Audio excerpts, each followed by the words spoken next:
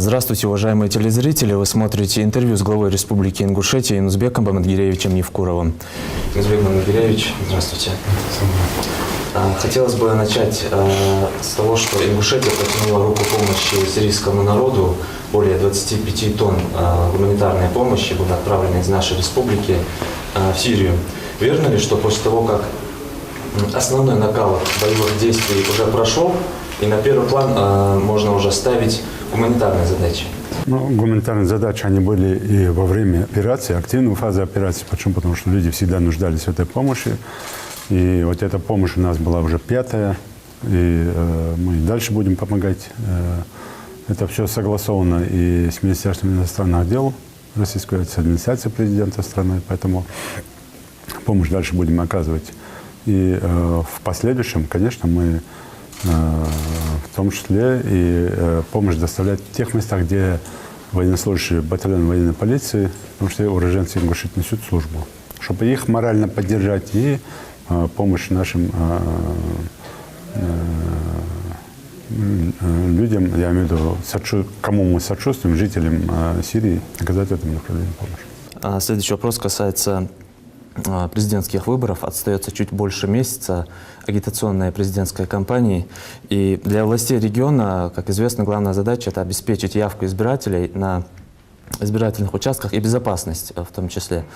Что планируется сделать в нашей республике для того, чтобы провести вот эти выборы на уровне и без проблем? Знаете, мы в целом всегда это выборы проводили с высоким уровнем и явки, и обеспечения безопасности, в том числе уровнем и понимания людей. Да, что такое выборы? Мы со всех сторон профилактику в этом направлении проводили. В принципе, сейчас это особо и не нужно делать. Люди уже сами понимают, что такое выборы. Это одно. Второе, конечно, мы проводим подготовительные мероприятия. И каждая партия, в том числе, если от партии выдвинут кандидат, или же те люди, которые являются доверенными лицами самовыдвиженцев, они сегодня в республике в том числе проводят свои мероприятия по сбору подписей, по задачам, по различным направлениям. И мы являемся не исключением. И в этой связи активная работа сейчас идет, подготовительная. И я уверен, что мы на высоком организационном уровне проведем выборы. И, пользуясь лучшим, хочу еще раз нашим гражданам сказать и попросить, чтобы они активно участвовали в этих и предвыборных вещах. Почему? Потому что это говорит о политической зрелости народа, населения. Ну и, конечно, выборных, когда период выборов, в день выборов максимально обеспечить явку. В продолжении темы выборов в социальных сетях очень активно поднимается этот вопрос по выборам некто Хучиевым и Гаракоевым. Они призывают остановить коррупцию и провести честные выборы. Как вы прокомментируете вот эти заявления? Про выборы главы региона, когда говорят, вот мы против коррупции, вот мы хотим честные выборы в республике, вот мы хотим, ну, хотелки. Говорят, там может быть и Хучиев, и Гаракоев. Но я уж точно скажу, для жителей республики надо понимать, да, кто говорит, как говорит, и кем этот человек был в прошлой жизни. Нас же обычно как, кто вчера сам отвечал за этот фронт работы, который провалил этот фронт работы, ничего хорошего не сделал, уже сегодня имеет право там что-то говорить. И это одно. Второе, у человека, который на должности стоит, очень маленький люфт обещалок, да? Он, когда и я, в том числе, или министр, или глава муниципального образования, говоря о каких-то там обещалках, он всегда ограничен финансовыми возможностями трудовыми, возможностями другими вещами. А тот, кто не на должности, он ничем не ограничен. У него простор большой, обещалок много, он все обещает. И опыт вот этих ребят тоже, вот этих двух товарищей, которые... Один на свое время даже был, насколько я помню, замминистра сельского хозяйства, что там первый в период там, Руслана Султановича Аушева. И, насколько я слышал, выгнали его с работы. Но не столь важно, кто он есть такой, тогда был или сейчас. Но важно другое, что наши люди не глупые, они должны и понимают, и знают каждого друг друга, как облупленного. И от того, что он что-то говорит, уж точно я вам скажу одно, что ни он, ни кто-либо другой больше того, что мы сейчас делали, делаем, никогда не сделает. Это уж точно я там могу соизмерять. Но дал Эндели, если вот те, кто после нас придут к власти, сделают больше, дал Эндели халытасы, что мы только будем за. Ну, я уж точно знаю, что такой работоспособности, как у нашей команды, у них не было и не будет. Я могу это по себе уже соизмерять. Это одно. Второе, мы должны видеть Ингушетию образца 92 года, Ингушетию образца 2008 года. Вот этот период там, то есть до 92 года, что у нас было, что у нас осталось с 92 года по 2008 год, и что у нас осталось с 2008 года по сегодняшний день. Так? Исходя из этого, люди должны там соизмерять, что сделано за этот период. Говорить о том, что сегодня больше денег дают, чем когда-то, это все вранье. Деньги давали, я не буду говорить, когда больше или меньше, какие условия были. Но уж точно сегодня не больше дают, это точно. Поэтому каждый гражданин сам должен понимать и слушать, и прислушиваться, ну и потом понимать, за кем пойти. Это сейчас не предвыборная речь, я просто отвечаю на ваш вопрос, понимать, за кем пойти. Исходя из этого, уже кто-то, если пойдет за этими людьми, заработает хорошие деньги на предвыборных вещах. Почему? Потому что это будет заряжены эти деньги. Не более того. Но уж точно для республики никакой пользы от этого не будет. Но будет кучка людей, там какая-то польза от этого, заработает на этом. А те, кто точно понимает, что это не тот путь для республики, они никогда за этими людьми не пойдут. Но и те, и другие имеют право заявлять, и те, и другие имеют право говорить. Это уже я так понимаю, что если вопросы такие они задают, я слышал тоже такой вопрос. Мы должны идти, взять власть в свои руки. Да она была же в руках у вас. Что вы не пользовались? Что вы не пользовались? Это раз. И второе. А кто вам дал мнение такое в голову, что вам просто так власть передадут или отдадут? Это же решение там выборное. Если будут прямые выборы, это прямые выборы. Если это через парламент, этот парламент будет решать. А не так, что пришел, что просто валяется на дороге, что ли, эта власть, чтобы взять ее, так просто прийти взять. И это тоже они должны понимать. Ну и потом, сегодня ни у меня, ни у председателя правительства, ни у председателя парламента, ни у кого с нашей командой нету сомнений в том, что мы делаем. И нам не стыдно за свою работу. Да, много проблем, а кто же без проблем работает? Много недоделок, а кто же не работает? Везде это рабочие моменты. Но что мы можем с любым стать и быть конкурентами на любом уровне в том, как мы работаем сегодня и сколько мы делаем для республики. Я уже говорил, для этого не надо там в историю там, столетней давности заходить. Просто надо посмотреть историю, там, как я уже сказал, 92-й, 2008 и сегодняшний. И тогда вы сами увидите, народ сам увидит, что сделано, как сделано.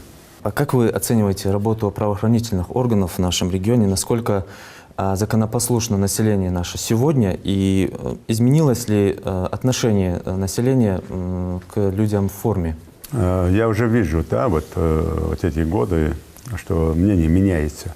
Ну, во-первых, и сами люди в погонах начинают более жестче, принципиально относиться и в том числе и соблюдение самими законодательства, закона. Это тоже хороший фактор, да, и понимание. Сами руководители органов правопорядка начинают привлекать своих же подчиненных к ответственности, в том числе к уголовной, за те или иные нарушения закона по отношению к жителям республики. Это тоже большой плюс. Это тоже рост доверия. Новый руководитель, если брать там МВД, то он более чем грамотный человек и понимает, в каком направлении нужно развивать систему МВД по республике Ингушетия. И в том числе опираясь на местные кадры. Это тоже большой плюс. Хотя я всегда был сторонником того, что должны работать там не местные только кадры, а в системе МВД на федеральной структуре должны работать все. И другие, так же, как и наши ребята работают в других регионах. И только здесь монополиция, там, конечно, для нас это неприемлемо. Все мы друг друга знаем и где-то пытаемся подминать закон родственными вещами. Но самое главное, знаете, я вот вижу с каждым днем, что авторитет полиции поднимается, если брать там чисто про полицию. Я про ФСБ не говорю, почему? Потому что ФСБ – это системная организация, там всегда было все в порядке. И сегодня, слава Всевышнему, что там все нормально, они совершенствованы, они работают, но прокуратура и Следственный комитет тоже не берут, это там другие там направления, они в своем большинстве выполняют там задачи надзирательного направления и другого свойства. А вот полиция, которая день и ночь там соприкасается с населением, с властью и на виду, и полиция, которая по закону власти, местное самоуправление могут давать оценки деятельности, сегодня получает уже тот кредит доверия населению. Я это тоже вижу. И это тоже на примерах. И мне хочется еще раз призвать там и самих работников, сотрудников полиции максимально дорожить этим доверием и максимально поднимать честь своего мундира, честь звания полицейского и быть более принципиальной в своей работе. И призвать население к тому, чтобы всегда с уважением относились к полицейским погонам. Почему? Потому что не сегодня, завтра вы сами будете у него просить помощи. Не мешать ему работать, а наоборот помогать ему во всем. Это и святая обязанность, как и гражданина, как и человека, как и с точки зрения там, и религиозного направления. Почему? Потому что любой полицейский на территории он предназначен для того, чтобы обеспечить порядок, чтобы нам легче жилось. Но в целом я доволен сегодняшним состоянием. Я думаю, уверен, что оно идет к еще большему позитиву и доверию населения к полицейскому человеку в погонах. За прошлую неделю вы провели несколько инспекционных поездок, в том числе и по городу Назрань. В целом, как вы оцениваете работу муниципалитетов нашей республики и со всеми ли задачами, поставленными вами, они справляются? Ну, я бы не говорил задачи, которые я поставил. Мне кажется, что они должны работать там с учетом интересов самого муниципального образования, интересов населения этого муниципального образования. Но это задачи, которые у нас идут и в рамках указов президента, и в рамках пунктов послания президента, там, ну и так далее, ну и в рамках моих поручений. Где-то лучше, где-то хуже. Но в целом мы по году справились хорошо, в том числе и по программе, которую мы реализовали на территории республики. Мы в этом году будем продолжать, и несколько лет будем продолжать эту программу. Это благоустройство дворов. Это хорошая такая программа, она эффективная. В том числе по ряду вопросов и замене водопроводных труб, там, газопровода, там, ну и так далее, и так далее. Будем в этом году продолжать, но я не буду сегодня говорить о том, что кто-то плохо работал.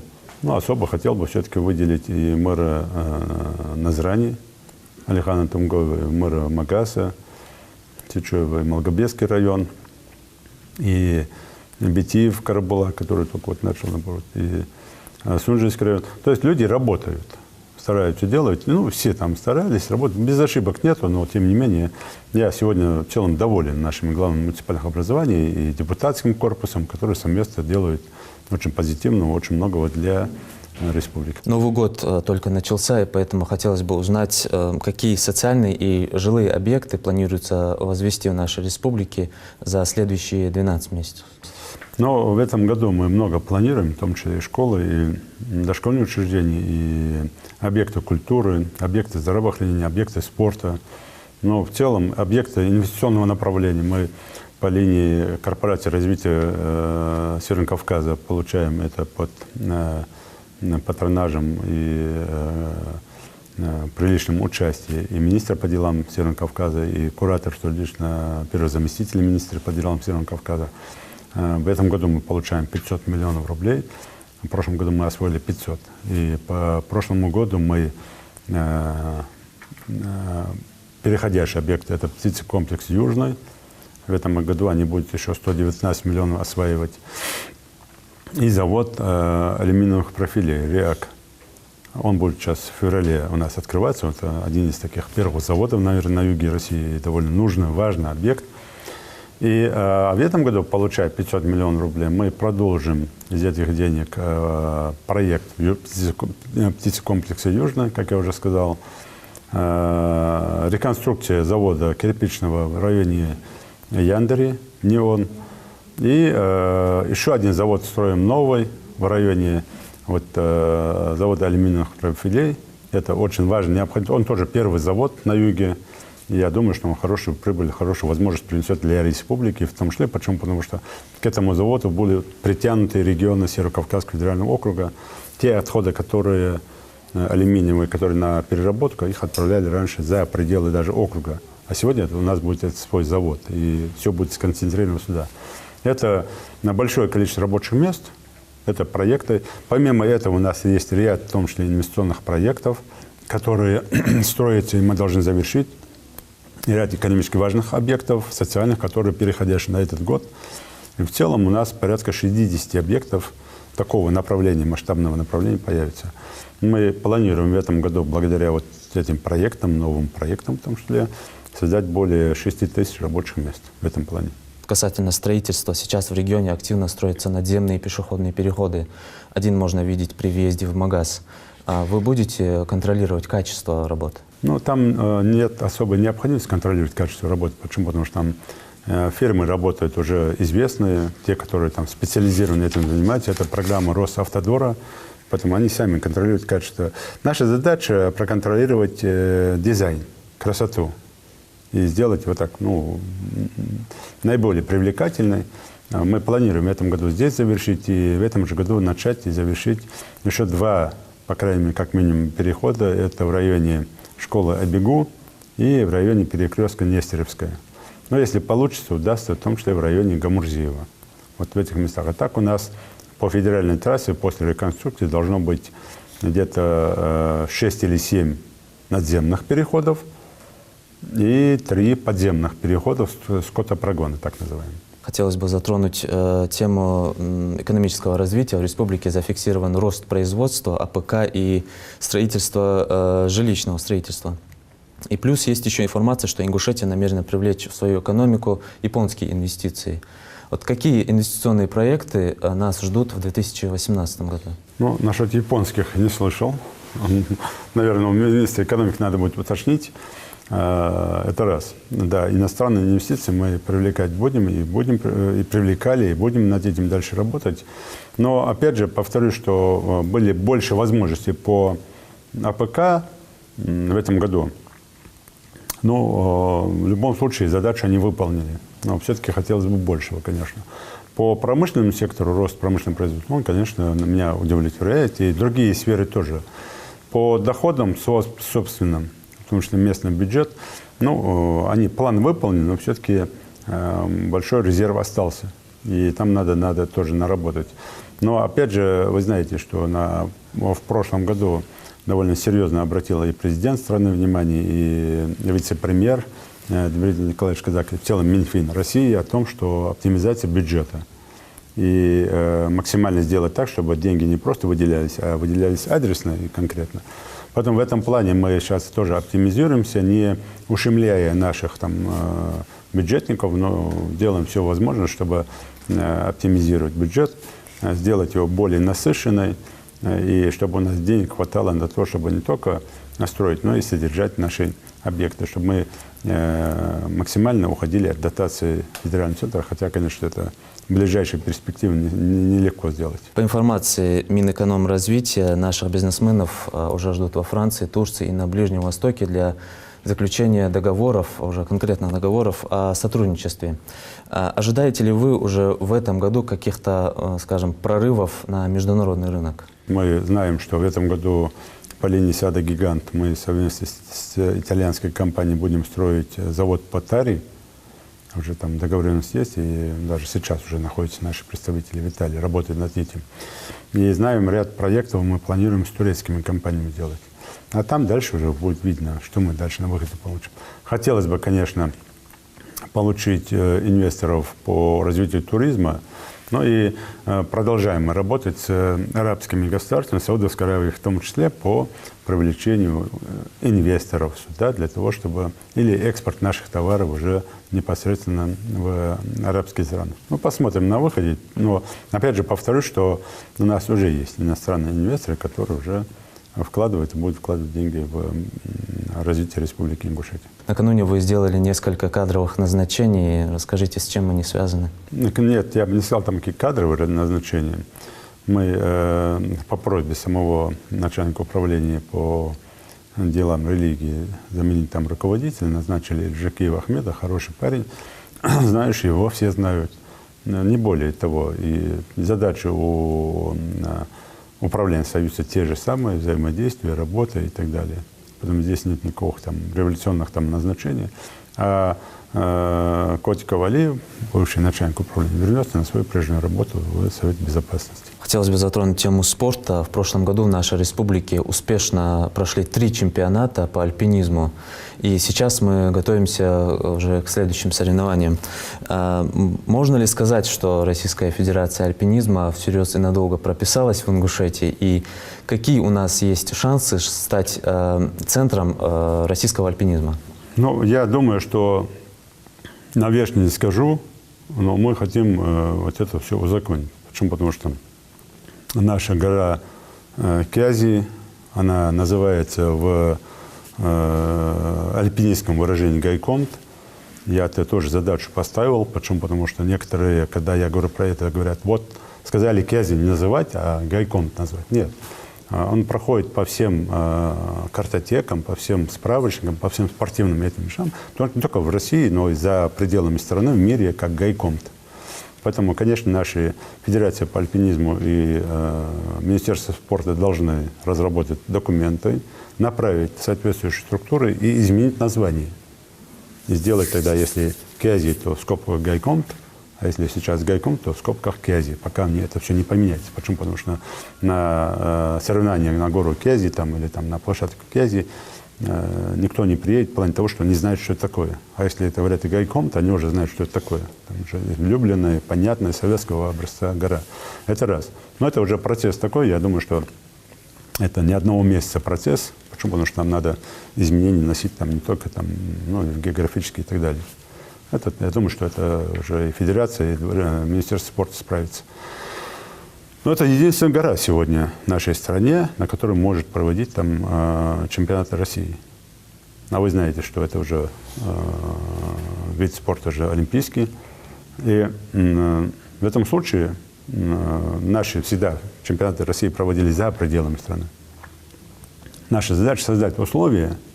И в этом году мы будем разговаривать с Федерацией альпинизма России, послушаем их требования, постараемся найти внебюджетные средства, ну и сделать хорошую площадку для того, чтобы это было такое место, постоянное место для проведения чемпионатов России. А может, и если будет в стране проводиться чемпионат Европы или мира, ну, они тоже, естественно, будут там проводиться. А что с альпинистским лагерем, о возведении которого мы много вот говорили? Сейчас то, что развернем, оставим, постараемся не снимать, чтобы альпинисты могли приезжать и как лагерь уже размещаться, уже там почувствовали себе вкус. А до конца августа они должны нарастить уже теми требованиями моими, которые уже выставлены. Чтобы у нас с августа месяца плановые уже посещения альпинистами в круглый год были уже этого альпинистского лагеря. Ну, чтобы этот лагерь научился зарабатывать деньги на это. Буквально недавно вы посетили новую хоккейную академию имени Фетисова в Магасе. Означает ли это, что зимние виды спорта в республике продолжат активно развиваться и что в ближайшее время наша республика получит чемпионов, можно сказать, на зимних Олимпийских играх? Ну, еще в ближайшее время не скажу, хотя на детских вполне, если не олимпийских, то, понятно, на детских юношеских играх, чемпионатах России, СКФО и Европы, мира могут получить, почему у нас дети хорошо пошли. И мы будем до конца января открывать академию с участием высоких гостей. И те наши команды, которые сегодня есть, а мы их больше не будем делать, достаточно этих команд, мы, конечно, будем сейчас сопровождать, обучать, готовить и наращивать. В том числе наращивать тренерами, которых мы пригласим дополнительно со стороны. Последний вопрос. Вы встретились с Климом Лаврентьевым и обсудили вопрос о проведении 5-го международного кинофестиваля «Золотая башня» у нас в регионе. Как вы отметили, провести его нужно на высшем уровне.